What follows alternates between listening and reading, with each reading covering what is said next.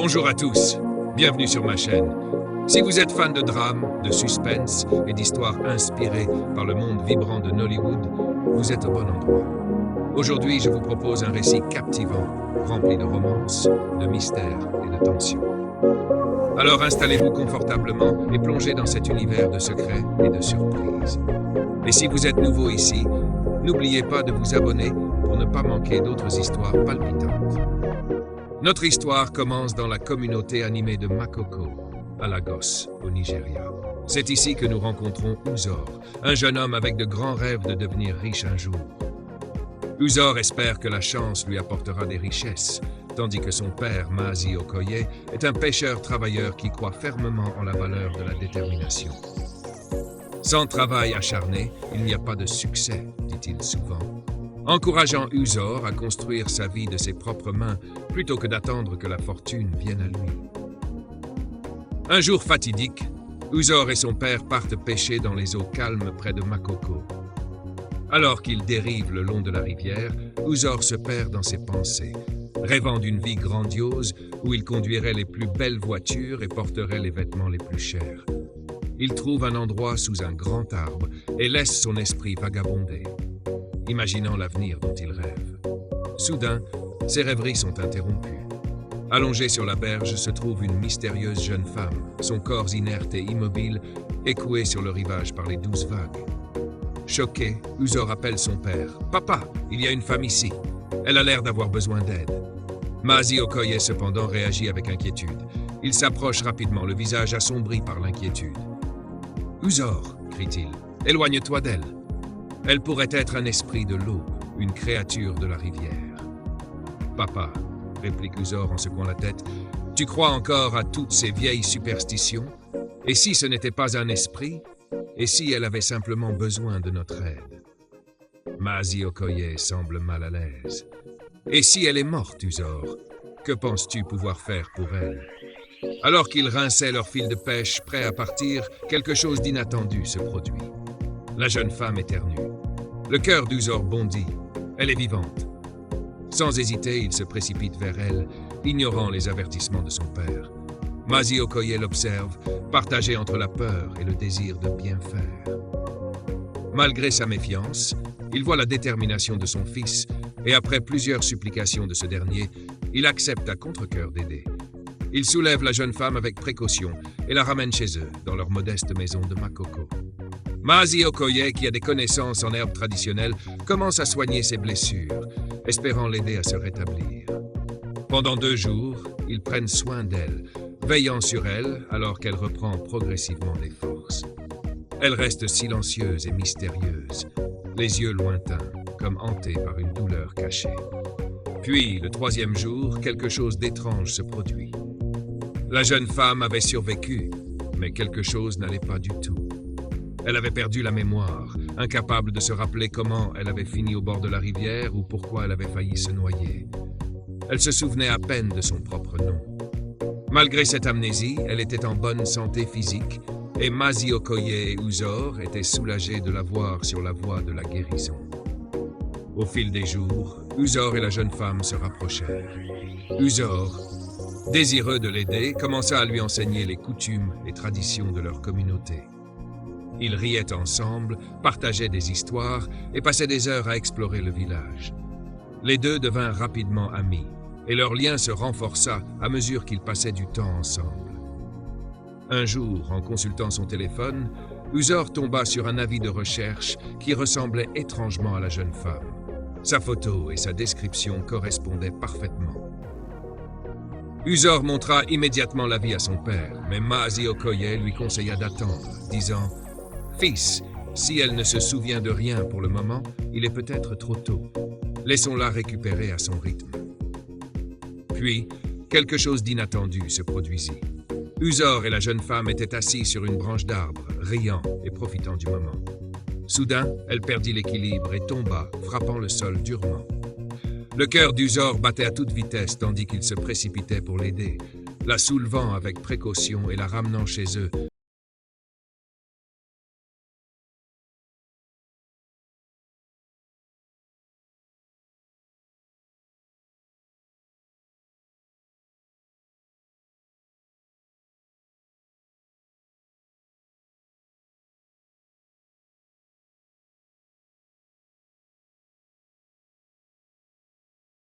Effrayée et désorientée, elle se débattit pour atteindre la porte, déterminée à fuir.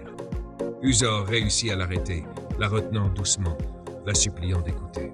« S'il te plaît, n'aie pas peur, dit-il, sa voix calme mais pressante. Je m'appelle Uzor, et voici mon père. Nous t'avons trouvé près de la rivière et nous t'avons sauvé.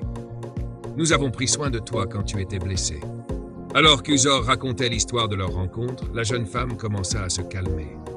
Peu à peu, des souvenirs lui revinrent.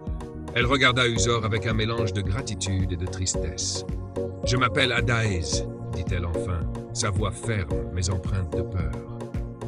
Graduellement, Adaez commença à se rappeler des événements terrifiants qui l'avaient menée à s'enfuir.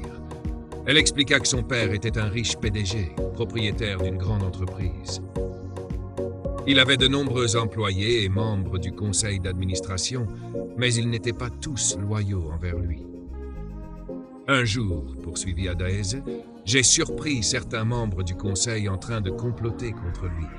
Ils voulaient le remplacer comme PDG et étaient prêts à tout pour prendre le contrôle.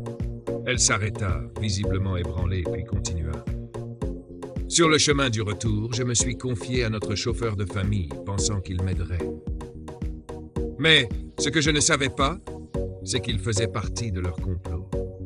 Lorsqu'il s'est arrêté à une station-service, il a prévenu les autres que j'avais tout entendu et que je connaissais leur plan. Je ne l'ai réalisé que trop tard. Les yeux d'Adaez s'assombrirent en se remémorant ce trajet fatal. Quand nous sommes remontés dans la voiture, il a pris une route différente de l'habituelle. J'ai essayé de lui demander pourquoi, mais il m'a ignoré. J'ai compris que j'étais en danger. J'ai tenté de saisir le volant pour essayer de l'arrêter, et dans la lutte, la voiture a quitté la route et a percuté un arbre sur un tronçon isolé. Sa voix se brisa alors qu'elle revivait cet instant. Dès que la voiture s'est arrêtée, j'ai ouvert la portière et j'ai couru dans la brousse. Je n'avais aucune idée d'où j'allais. Je savais juste que je devais fuir. La voix d'Ada tremblait alors qu'elle racontait cette nuit terrifiante.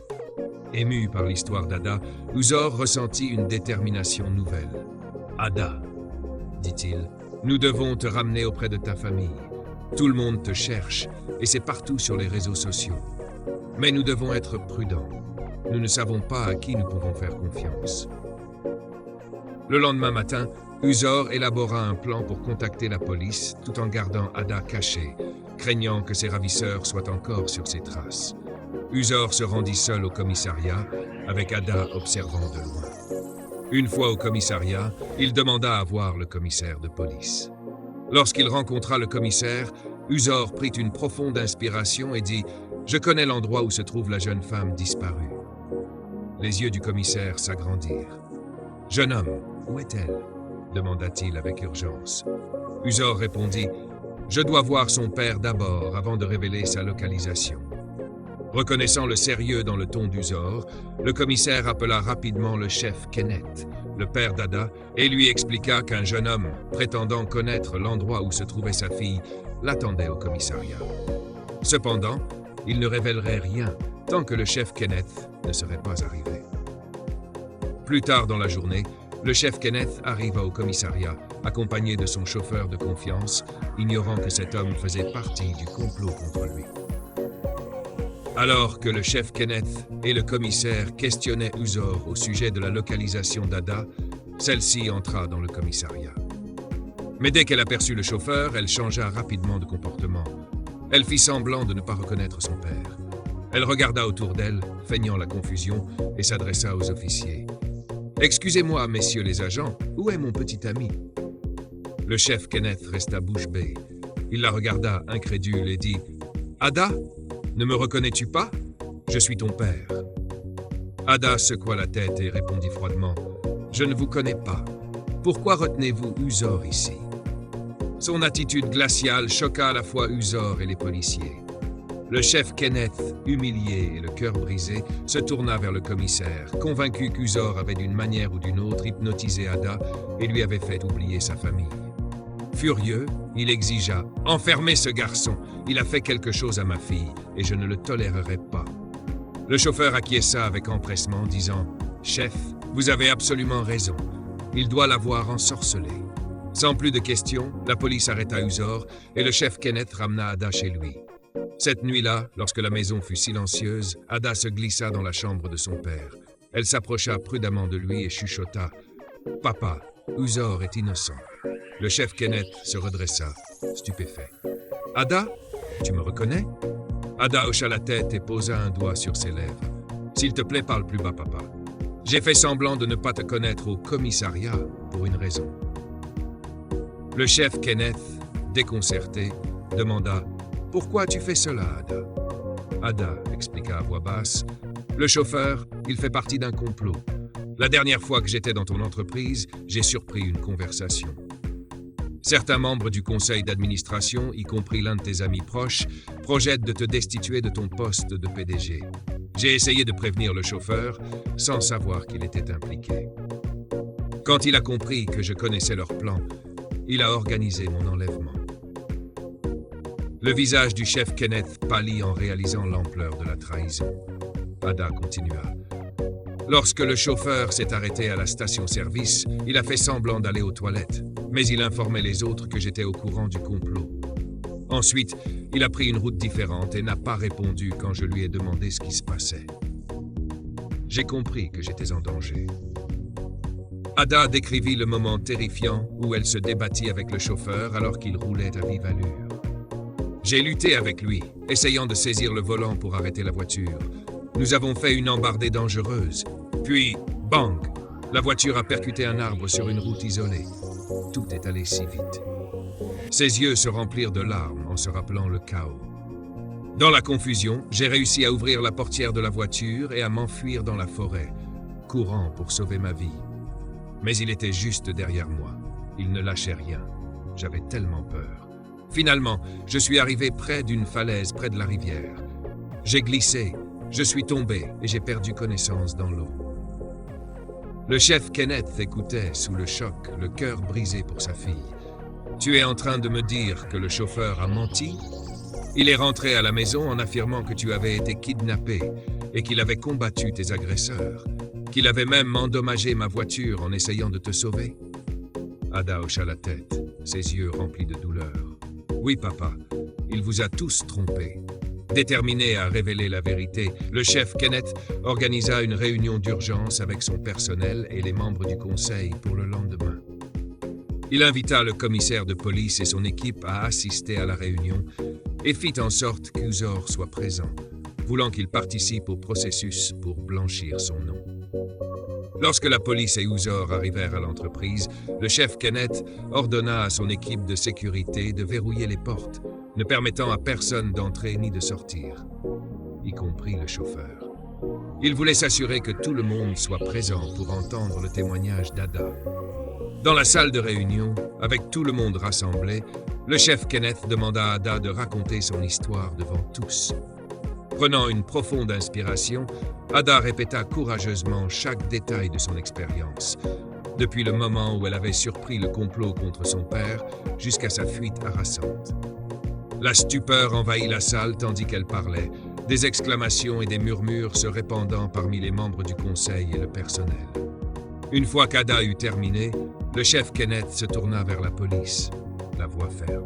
« Je veux que vous arrêtiez tous ceux impliqués dans ce complot, y compris mon chauffeur, pour leur rôle dans la tentative d'assassinat de ma fille et dans leur volonté de me destituer de mon poste de PDG. » Le commissaire de police et son équipe ne perdirent pas de temps pour arrêter le chauffeur et les autres personnes impliquées dans la conspiration. Après les arrestations, le chef Kenneth s'approcha personnellement d'Uzor, l'air rempli de regrets. « Je suis désolé de t'avoir soupçonné et fait enfermer, Uzor. Je vois maintenant que tu es non seulement innocent, mais aussi un véritable héros. Merci pour ton courage et ta loyauté en protégeant Ada. » Uzor sourit humblement, soulagé que la vérité soit enfin révélée. « J'ai juste fait ce que n'importe quel ami ferait, » répondit-il. Quelques jours plus tard, dans la chaleur de leur nouvelle relation, Uzor et Ada décidèrent de se fiancer. Après tout ce qu'ils avaient traversé, leur amour avait fleuri en quelque chose de beau. Ils étaient déterminés à affronter l'avenir ensemble, main dans la main. Leur mariage suivit peu après, dans la joie et la célébration. Les rêves d'Uzor étaient enfin devenus réalité. Il avait trouvé l'amour et une nouvelle famille aux côtés d'Ada. Ensemble, ils construisirent une vie pleine de bonheur, de soutien et d'amour, créant une belle histoire de résilience et d'espoir. Merci d'avoir suivi cette histoire. N'oubliez pas de vous abonner à ma chaîne pour plus d'histoires passionnantes remplies de drame et de suspense.